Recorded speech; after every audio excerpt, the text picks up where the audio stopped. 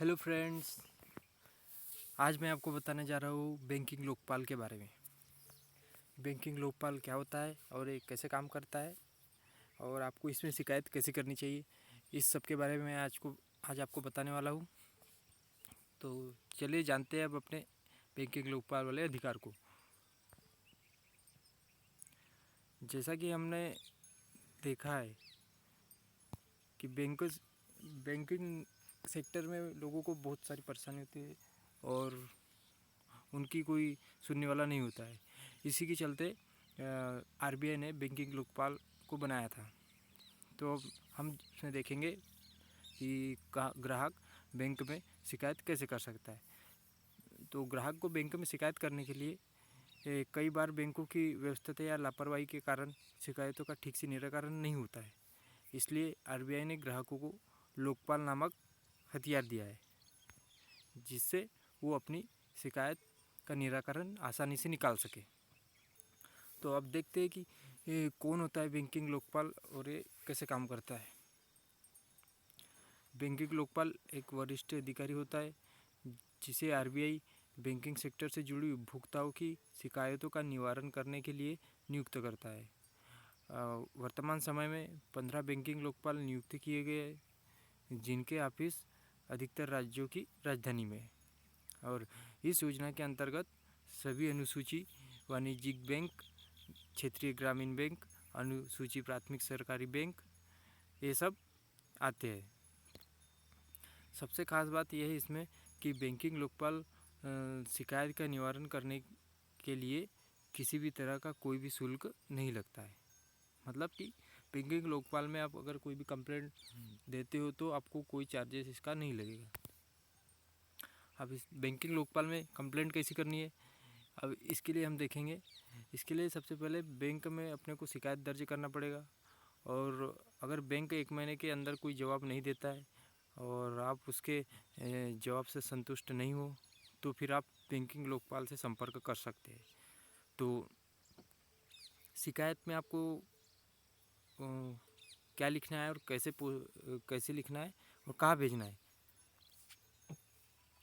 तो इसके लिए हम पोस्ट कर सकते हैं, फैक्स कर सकते हैं या फिर ऑनलाइन ईमेल कर सकते हैं। तो ये किसी भी टाइप में वो एक्सेप्टेबल होगी कंप्लेंट आपकी। बैंकिंग लोकपाल के कार्यालय के पते, फ़ोन नंबर और ईमेल की जानकारी के लिए आपको इस लिंक पे क्लिक करना है और अपनी कंप्लेंट उस पते पे फिल कर देना है।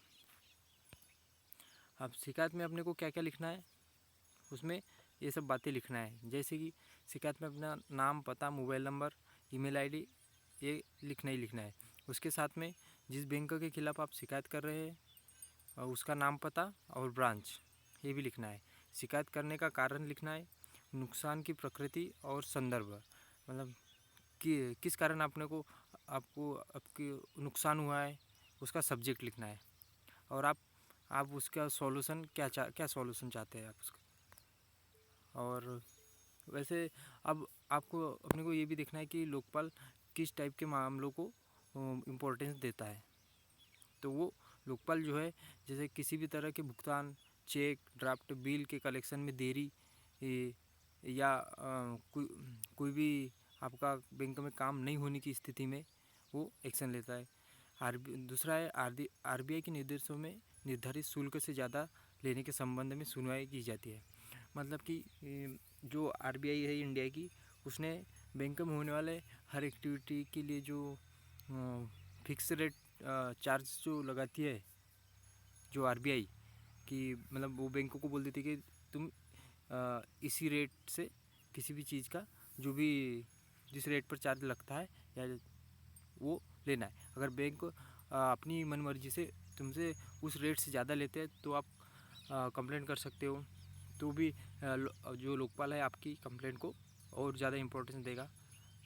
और तीसरा है बैंक की ओर से की गई लापरवाही या फिर किसी वजह से चेक के भुगतान में देरी को लेकर भी शिकायत दर्ज करा सकते हैं। चौथा है, अगर बैंक अकाउंट खोलने या बंद करने में किसी भी तरह की आनाकानी के विषय में शिकायत कर सकते हैं। और आरबीआई के निर्देश अनुसार ब्याज दरों को मुहैया न कराना या फिर तय सीमा से ज़्यादा लेना भी शिकायत का सब्जेक्ट हो सकता है। आरबीआई की ओर से दिए गए क्रेडिट या डेबिट कार्ड संबंधी निर्देशों के उल्लंघन पर भी शिकायत कर सकते हैं।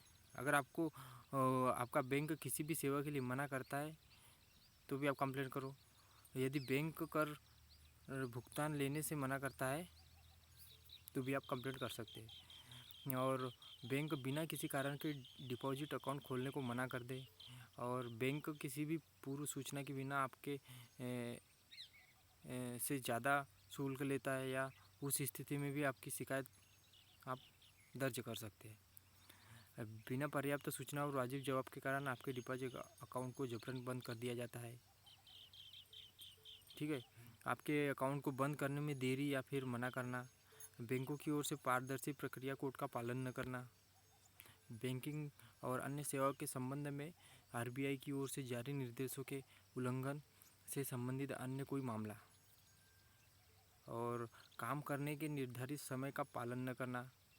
हाँ, ये बहुत बार होता है कि बैंक वाले लंच टाइम के चलते आपको वेट करने लगाते हैं, या फिर आपको अगले दिन आने के लिए बोल देते हैं। तो इसमें भी आप आपकी कंप्लेंट दर्ज कर सकते हैं। बैंक के निम्नलिखित निर्देशों के बावजूद किसी भी सेवा लोन के अलावा मुहैया करने में नाकामी या देरी की स्थिति में शिकायत दर्ज की जा सकती है। अगर आपको कोई भी फैसिलिटी बैंक से लेना है और बैंक उसमें टाइम लगा रहे हैं, या आपको बोल रहे हैं आज आना कल आना, अभी सर्वर नहीं चल रहा है, जो भी प्रॉब्लम बताते हैं और लेट करते हैं, तो भी आप इसमें कंप्लेंट कर सकते हो। सिक्कों को बिना किसी पर्याप्त कारण के स्वीकार न करना, उसके संबंध में कमीशन लेना। जैसे अगर आप कोई मर्चेंट्स है या शॉपकीपर है, तो आपके पास बहुत सारे सिक्के हैं और आप बैंक लेने से मना कर रहा है, और विदाउट एनी प्रोफेशनल रीज़न, तो आप उसकी कंप्लेंट कर सकते हो। तो थैंक यू दोस्तों। तो लोकपाल बैंकिंग के बारे में मैंने आपको सारी जानकारी दे दी है कि इसमें कैसे कंप्लेंट करना है और क्या क्या इसमें लिखना है। मुझे उम्मीद है कि ये वीडियो आपके लिए हेल्पफुल होगा। तो आपका बहुत बहुत थैंक यू।